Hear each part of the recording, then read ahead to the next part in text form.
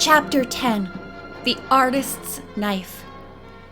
As the Fontaines left the Drew home with Nancy and Ned, a feeling of relief came over them. They talked about the light side of their life in France and told amusing incidents in connection with their dancing. Nancy was delighted. An hour later, as they approached the Nickersons' cottage on the shore of Cedar Lake, Hélène said cheerfully, "This is a very charming spot. I shall enjoy staying here." Ned remarked that he hoped so. Then a grim expression crossed his face. The cabin, now visible among the trees, had a dim light in it. Nancy saw the light too. "Someone's here," she said tensely to Ned. "But how could anybody possibly have known that we were coming?" "Maybe a tramp has broken in," Ned replied calmly. "I'll go and investigate. You wait here." Bent low, he sneaked up to the cabin. Then, straightening up a little, he peered through one of the windows. Almost immediately, he came hurrying back to the car, laughing heartily.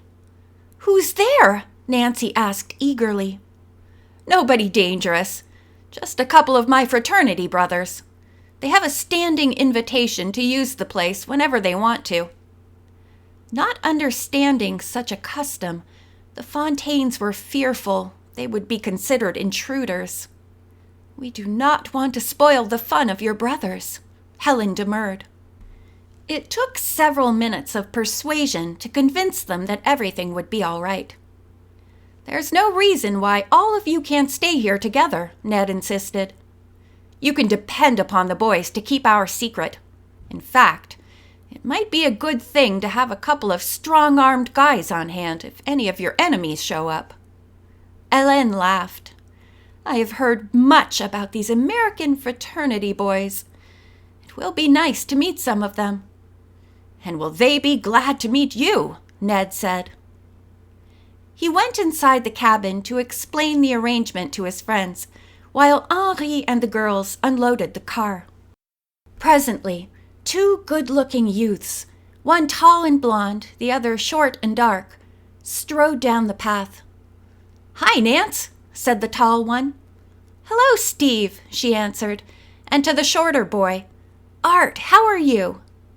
The Fontaines were introduced, and at once both boys became very solicitous of Hélène.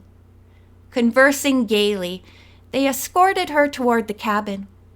As Nancy followed, with Ned and Henri carrying the luggage, the young detective smiled. The plan was working out even better than she had anticipated. The various angles of the mystery were explained to Steve and Art.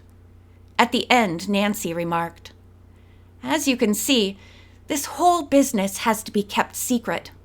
The lives of the Fontaines may be in danger if anyone finds out where they are." Steve said, "You can count on us for protection, at least until late tomorrow night. Then we'll have to leave." Nancy turned to the brother and sister. "I'll be out to see you. In the meantime, we can keep in touch with one another by phone. I suggest we don't use names, though. Let's identify ourselves with the word Scarlet." "Good," Hélène agreed. Then, impulsively, she threw her arms around Nancy's neck and kissed her. Steve whistled. "Wish I was a detective," he said, and Hélène blushed. As Nancy and Ned drove back to River Heights, they were silent for a while. Then Ned chuckled. "It isn't often that I get a chance to ride along the Muskoka River with you in the moonlight." Nancy smiled and looked up at the sky. The conversation continued in a light vein until they pulled up in front of the Drew home and walked to the door. Then Nancy again became the alert investigator. The house was in darkness, and she heard Togo barking furiously. "Something must be wrong, Ned. Dad and Hannah would never allow Togo to keep barking, and there's always a light on." Nancy unlocked the door, and she and Ned stepped into the hallway. Ned clicked on the light. The dog was not in sight, and the barking seemed curiously muffled. "Togo's in the coat closet," said Ned, going toward a door under the stairway. At the same time, Nancy caught a glimpse of the Drews' housekeeper gagged and tied to a chair in the living room. Quickly, she lighted a lamp and hurried over to the housekeeper.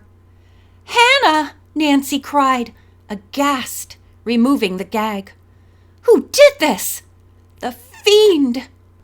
At first, Mrs. Gruen could not even speak, but took several deep breaths as Nancy untied the bonds and slipped them off. Nancy's outburst had brought Ned from the hall, a whimpering Togo in his arms. He stared in astonishment. Finally, Mrs. Gruen said, "He was a fiend, all right. She was too, but I didn't tell them. I didn't say a word." "Who?" Ned asked in amazement. Nancy realized that the poor woman was hysterical. Hannah got only as far as telling where Mr. Drew had gone, then had to give up. Nancy put an arm around her. "Hannah, dear, you've had an awful fright, and I want to know what happened. But don't try to talk any more until you rest and I bring you some tea." As she started for the kitchen, Togo leaped from Ned's arms into Nancy's and began licking her in overjoyed affection.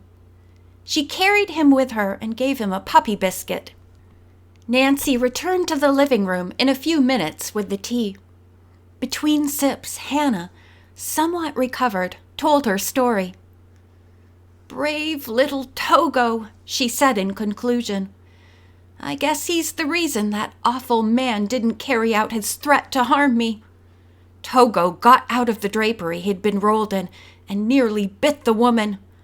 Then the man forced the dog into the closet. But Togo kept barking so loudly, he frightened the couple away." Nancy hugged her pet. "Togo, you've really done a wonderful job tonight." Hannah Gruen was more composed now and gave Nancy a description of the intruders. "That sounds like the Judsons," Nancy commented. "Ned, let's look around and see if they, by chance, left any clues." First, she helped Hannah to her room. Then she and Ned turned on all the lights in the house and began to check the dwelling from cellar to attic. So far as clues were concerned, it looked for a while as though the search was to be a vain one. But while the couple were in the attic, Nancy leaned over a trunk near one corner and spotted a small object on the floor behind it. In the light, she saw that it was a knife. Since it did not belong to the Drews, the Judsons must have dropped it. "I think it's a palette knife used by artists for mixing paints," Nancy commented. "It probably dropped out of one of Mr. Judson's pockets when he bent over to look behind the trunk." The knife was a simple one with a polished wooden handle. Near the base of it had been carved a small R. "For Raoul?" Nancy speculated. "Does this mean that Mr. Judson is an artist?" Ned asked. "I wonder," Nancy mused. End of chapter 10.